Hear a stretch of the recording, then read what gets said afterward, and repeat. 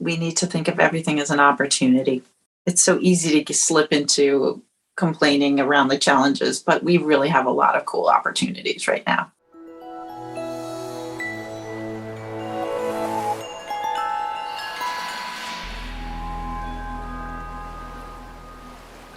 Welcome back to the Faculty Factory podcast. I'm Kim Skorupski here at Hopkins. And guess what? It's another reunion episode with Dr. Nancy Spector. Hi, Nancy. Hi there. I feel like Oprah when I'm like, hello, Nancy. Well, listen, friends, Dr. Nancy Spector is the Executive Director of Executive Leadership in Academic Medicine, ELAM. You've heard about ELAM. If you haven't, guess what? You're going to learn a lot. It's a fantastic program, and Nancy's going to give us an update about it. Dr. Nancy Spector is also the Senior Vice Dean of Faculty at Drexel University College of Medicine. Again, welcome back, Nancy. Thank you so much for being here. And thank you so much for having me. I'm thrilled to be back with you again. Well, thank you. So, friends, you're going to want to slide back to episode number 19 because we're saying nice to be back. Welcome back, because Dr. Spector did an episode April 16, 2019, when the world was a different kind of a world. She shared so much information about how ELAM began. Dr. Paige Morahan created ELAM. She gave us a little bit of the history of Drexel University, mentioned our colleague and one of the giants in our field, Liz Travis. Dr. Spector talked about really important things, and I'm looking at my notes here, the culture of sponsorship. She talked about creating meaningful metrics, politics and procedures. Yes, a lot of really timeless information. So you're going to want to go back and listen to that episode. It will be linked in Nancy's bio today. Wait till you hear about what we're going to talk about today. Nancy, you had had two important leadership transition roles since we last talked 2.5 years ago.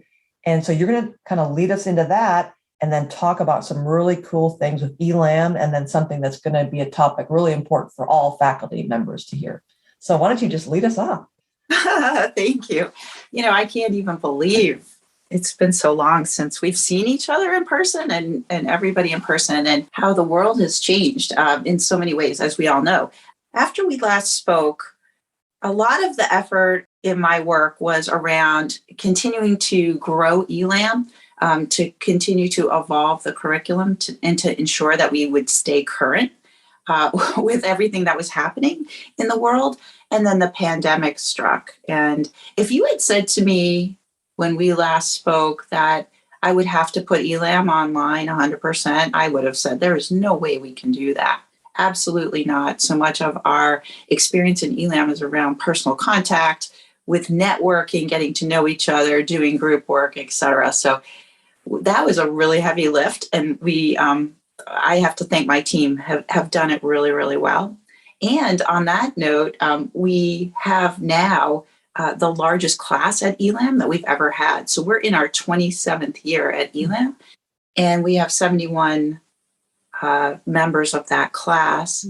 And we have over now 1,200 graduates of ELAM. We call them ELAMs, and they serve in leadership positions in almost 400 institutions across the country. And remarkable successes. At the beginning of the pandemic, we were really concerned, along with the search committees and search firms, that women were not putting their hat in the ring for high-level positions. They were doing what women do well, which is take care of business at the front line with their families, whether with small children or elder care or other types of things, and really reluctant to submit their names for high-level positions. At the same time, interestingly, the institutions, the medical schools, were moving on. They wanted to fill those spots. And so we were really concerned. But through a lot of group support, I would say, and through the activation of the network, very proudly, we can say that last year, so 2021, 11 ELAMs were appointed as interim or deans in the country. And so currently 75% of the women deans are ELAMs. So we're very proud of that. And I would say the other issue to consider here is that despite those successes, we still haven't like gone to critical mass of number of women in dean's positions. So we haven't broken, we're still hanging at 19% of all deans are women. And so we haven't broken that 33% mark, and we have to get at least there very quickly. So that has been a continual concern, and something we're working on in the programming of ELAM, as well as engaging people across the country to think, how can we support women on their pathway to leadership, and how can they be successful?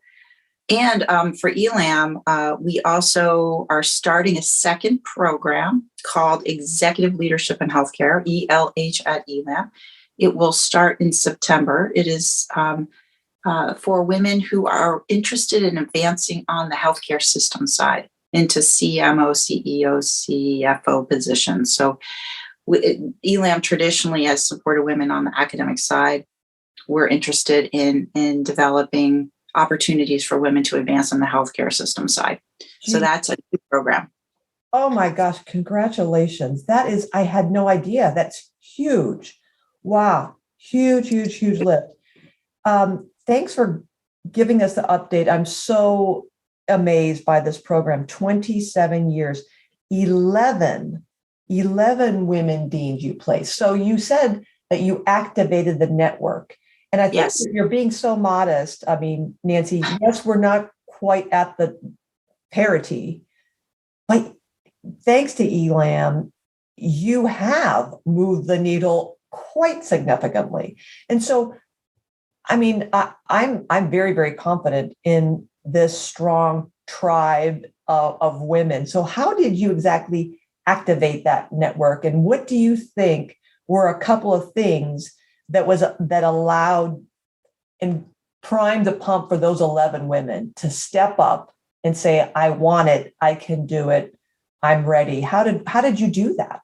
What were the activating factors? So I would say there were several. First, just sharing with the community the concern that, we were not seeing women stepping up. So letting people know. We hosted a series of webinars for our ELAMs and talked a lot about job transitions and new opportunities, et cetera. And then there are many people across the country in leadership positions or in search roles that really were just really being persistent with asking more than once, more than twice, more than 3 times. Will you, think about this role? And then I think the other thing that many of the ELAMs I worked with or talked to about these ideas is ensuring they have resources, or people have resources along the way, either professional coaching or being able to talk to other women who are in high-level leadership positions to, hear a little bit about, what strategies they should use in the whole process of looking at a new job, and also how to sustain them when they get into the new job. So all of those types of things. Yeah, ELAM is also not only for dean's positions. We're interested in helping women achieve or to get chair positions, all kinds of leadership positions. And also a new effort we have is women on boards to help women get to board positions, because as we know, the power of our institutions are at our board level, and the numbers are just as small of women on boards. So that's another area we've been emphasizing. Wow, so smart. And what a great strategy that you just described to us. I heard sounding the alarm, sending the communications out. Hey, wait a minute, everybody time out. We have may have a problem here. So sounding the alarm, being persistent, asking, making sure women know about the resources available to them, coaching, networking, and then sustaining them in the position. A lot of what you just described to me sounds like we can do this with faculty members as well, that you communicate clearly where the gaps, where the needs are. And I like the being persistent, that I'm imagining part of that persistence of like, are you sure, Nancy? Are you sure, Nancy? We really think you'd be great. And then exploring and being curious as to, well, why isn't Nancy applying for this? Nancy, can I have a quick call with you? Like, what's going on? And if you would have said something like, well, there's COVID and I've got kids and I've got my parents and their health issues and their challenges, and I don't think I want that job because it sounds ridiculous. Or I know that person, I know that institution, it's nothing but trouble. And it sounds like why would I want that at this point in my career? And those kind of doubts, or I don't feel like I'm prepared for it and I don't have the time to learn about it. And so I think that when you then describe resources and then a program to sustain them, allows women to exhale and go, okay, I got people, I got a tribe. I don't have to invent this position alone or these skills. There's a whole army behind me. So I think that's just so incredibly powerful in that strategy. Well done. Love it. Thank you. And we, continue on the journey. So anybody listening, if you have ideas, please let us know. And we've also been with our alumni events trying to open them up actually to the broader community. If people are interested, reach out to me, because we're trying to think about everybody on the pathway to leadership. And, you were mentioning faculty, Kim. I'm very concerned about women along the entire pathway, and in particular, mid-career women. Things are so challenging right now. They're vulnerable in many ways. Our colleagues who mentor many women who have intersectionality, so or women of color, for instance, are leaving the field. And if we are not supporting everybody on the pathway, we're never going to break those barriers, the 33% mark, for critical asset leadership, because we will not have enough people to take those jobs eventually. So I'm very concerned about sustaining everybody at every level, but mid-career is another place I'm very concerned about. So can you talk to us more about this, Nancy? You said something when we started first, tapped into the Zoom call that really kind of stuck with me. You said, I perceive that faculty are tired in a different way. And so can you tell us, share more about what you're seeing, what you're observing, and what, you've got this finger on a pulse of 1,200 grads. What are you seeing? And what are you worried about? Yes, I have noticed, many of us, not just me, but colleagues across the country have noticed that there's a phenomenon happening, which I'm terming leadership burnout. We all went into our roles, most of us, because we look forward to having influence and making impact and driving change and growing programs and supporting people along the way. In the last 2 years, we've been in command and control leadership mode. I'm sure if I asked you what your day was like, any day in the last year, you wake up every day thinking, I would love to have a plan, but I'm just going to, react to whatever situation is in front of me and try to manage through that.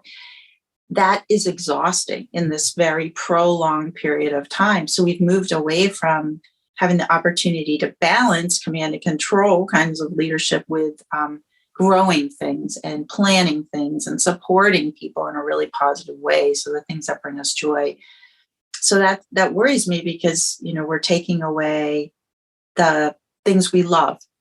Not that we don't love to lead in crisis, but it's tiring. And I was thinking about Tate Chinnefeld's work where, as he shares, if not doing 20% of your mission-based stuff every week, you're going to be more likely to burn out. Now, and that's where I feel like we are at risk now with our leadership. And then we're seeing a couple things where very senior people, baby boomers, are retiring early or retiring, and which is a good thing in one way, in that it's offering transition, succession planning, et cetera. On the other hand, people are just tired. So I'm concerned about that. And then if the leaders aren't doing well, they're not going to be able to support all the faculty again on the pipeline or all of our, pathway and all of our trainees. So that's something I'm very concerned about. Well, I can't help but think, as you're describing this, I'm picturing this, a sports analogy is I like football. And when you watch football, some people will say, defense wins, defense will win the game for you if you got a good defense. And I'll say this quietly, I'm a Pittsburgh Steelers fan. I have to say that quietly because I live in Baltimore. But I'm a Steelers fan, and our defense used to be really great, the steel curtain. But when you are in defense, you can't expect your defense to be on the field the whole entire game. Mm-hmm. And I feel like our faculty have been playing defense for 2 years. Yes. And yeah, defense can, swat away and keep the opposing offense from crashing the gates and storming the castle, but you can only hold that line so long. And I really feel like our faculty are like, as you said, Nancy, they're tired. They're beyond tired. They're tired in a different way that it just depleted them and fatigued them beyond just sitting on the bench and taking a sip of water. And okay, I'm going to go back out there. It's been nonstop defense. And so not only do we as leaders see the faculty completely depleted, but as you point out, like nobody really has talked about this, and I really haven't thought about it until you just mentioned it, leadership burnout, where when we are seeing that and ourselves are constantly swatting away and running around fires, like firefighters, it leaves no time for offense. It leaves little time for calm strategy, whiteboarding, thinking deeply, thinking long-term. It's day, as you said, it's day by day. There's no time to sit and meditate and think about your career. And no. So it's terrifying. Well, what do we do about it? How do we regain, or will we ever be able to go back to the times of thoughtful, strategic, careful, slow thinking leadership? I think we have to. And I was talking the other day with a really close colleague, an ELAM, who has a leadership role. And she and I got into a conversation about what do we need to do in our daily lives, weekly lives, to build capacity back. To what you described is the time to think, the space and time to slow down and readjust and shift. And I think we have to do that actively. First of all, I think we have to acknowledge that it's a problem, and that, we're such a hardworking community, always committed. And, really, we have to acknowledge it.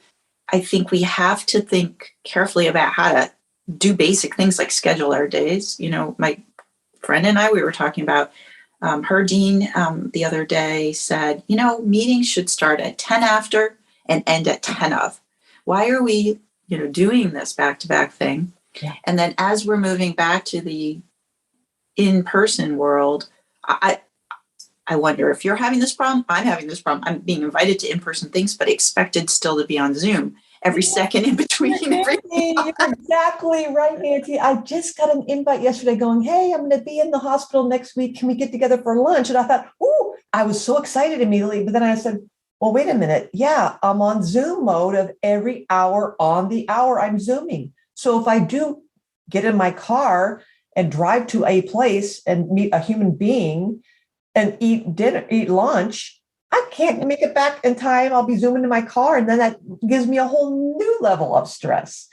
So, you're right to say and to suggest, let's not just go on autopilot. Let's not let's consciously take a moment. Hopefully this, as the year's moving on and we are thinking the fall and summer going right back, let's kind of put a pause. Let's put hang on a second and rethink the schedules, the hour, the way we do things, how we do things, and why must we, and why do we have to Zoom all the time anyway? Back in I was reading something said in the olden days, sometimes you wouldn't be weird because Zoom is so convenient. People think that just Zoom about everything. Like we don't need to be Zooming. We don't need to be meeting. Can we pick up the phone? Can you just email this to me? Why do we feel compelled to Zoom 24/7? It's like the whole Zoom fatigue, as you know, is a thing. It's a thing. And I think we as leaders have to model it for others. It's sort of like in the olden days, as you described, we used to like think about when we were sending our emails out, like in the middle of the night, and now we have the mechanism to like get it delayed. But we also, because we don't want to have the expectation of people we work with that they respond to us in the middle of the night.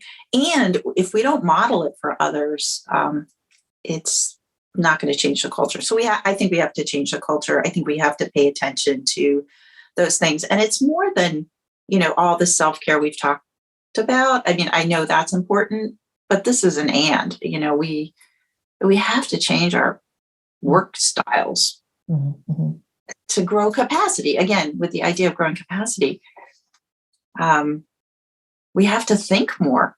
As you said, think more deeply. We have to, if we're going to get back to I read something, I wish I could quote the article this week that metrics with patient safety have really suffered in the last year or two, because we're operating in that command and control, and we're just like getting away from our routines that are making us do the right thing and be thought. So, business. Yeah, that's interesting. I mean, I'm thinking now you put me in the headspace of telehealth and how that took off during COVID, and how yesterday I was at a meeting, because I'm not a clinician, I don't think that way, but I knew, of course, the rate of telehealth, and it was successful, and a lot of practitioners enjoying this, and the patients enjoy this, but put aside all the increased emails from patients, and now having to physicians having to reply to emails about patients. The added policy barrier of you can't be certified cross state, and if we're all doing telehealth and remote visits, why can't we just be release or relax that legal requirement about a physician being boarded or certified, whatever, in different states, to then open up the Zoom capacity. But no, now we're back to no, you have to be in your own state, which doesn't even make sense. So I think when you talk about, thinking deeply and changing things, we've learned some things. So let's kind of, in the joy of medicine parlance, get rid of stupid stuff. Gross, get rid of the gross stuff, but get rid of stupid stuff. That's stupid. Now we know that stuff is stupid. Let's fix it. Fix it. Yeah. But I'm very optimistic. Me too. I did, though, start 2022 thinking, this is it. The year's going to be awesome. And then there were a bunch of things that happened in my life that I was like, oh my gosh, is it going to be better? And then we had to move. We had ELAM in the fall in person. Really awesome. Wonderful to be together. We were so optimistic that our January session would be in person, but of course it wasn't. And, just that kind of takes you down a notch or two. Right. But now I really feel energized by what's coming and how we're handling things and moving in the right direction, and that we will have time to build thinking time, build capacity for ourselves to go back to the deep thinking and planning. Well, we've got to get there. I share your optimism. I share that hopefulness that we have the best, brightest minds in history, right in academic medicine. And we were so nimble, and our faculty were so dedicated and passionate, of course, but just smart and clever, and could pivot and recalibrate it. And they did it. We did it. Of course, we all did it. I mean, not even academic medicine. I don't need to be so obnoxious about it. Of course, people in our restaurant industry and,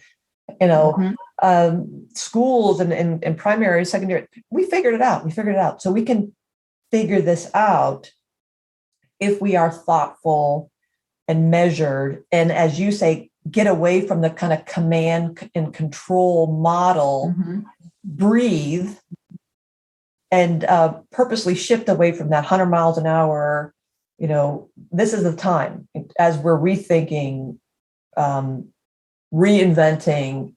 Let's take this moment. It's like, I imagine it'd be like when, and this may be stupid, but I've had friends who, like, their business, their restaurant burned down.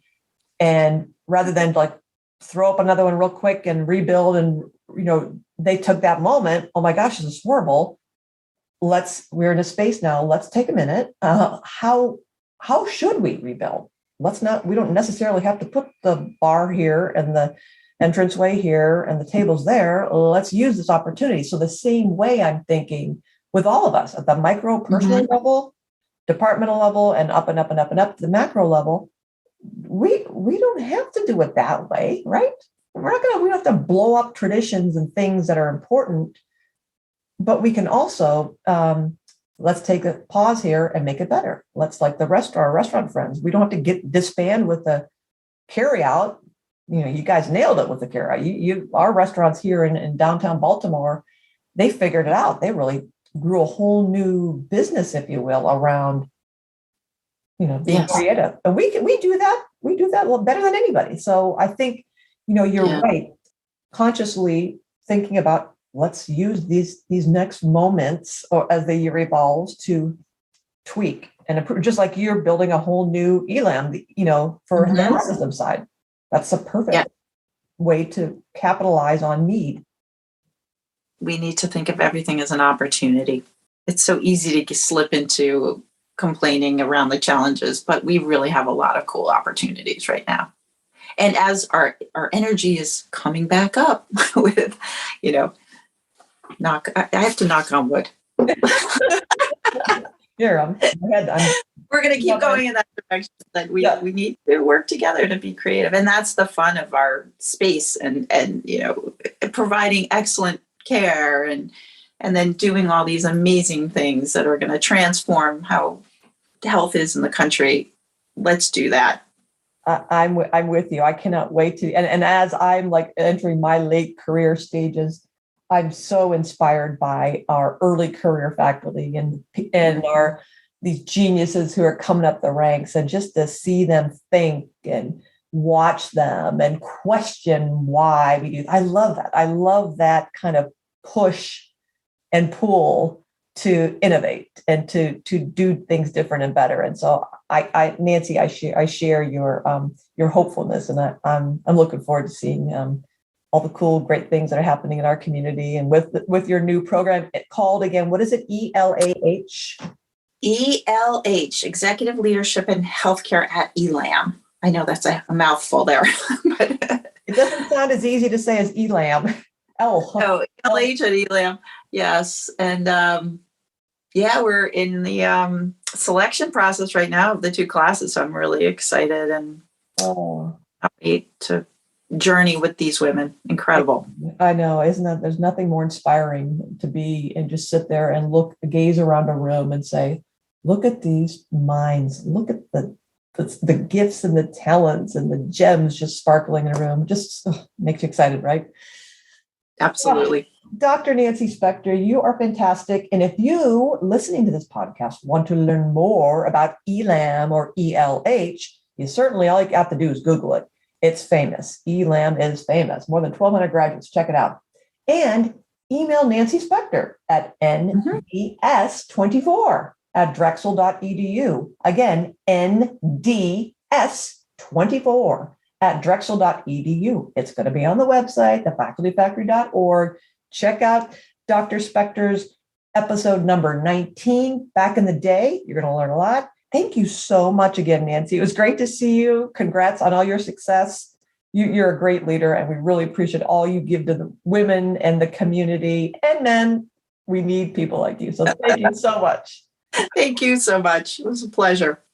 Thanks for tuning in to Faculty Factory Podcast. The mission of the Faculty Factory is to build and support a community of leaders in faculty development who share tools, resources, wisdom, and encouragement in service to our faculty members, schools, and institutions. We encourage you to go to facultyfactory.org to find out more. Get in touch with me, ask me any questions. Maybe you want to be interviewed on the podcast. Thanks for tuning in to Faculty Factory Podcast. We'll see you next time.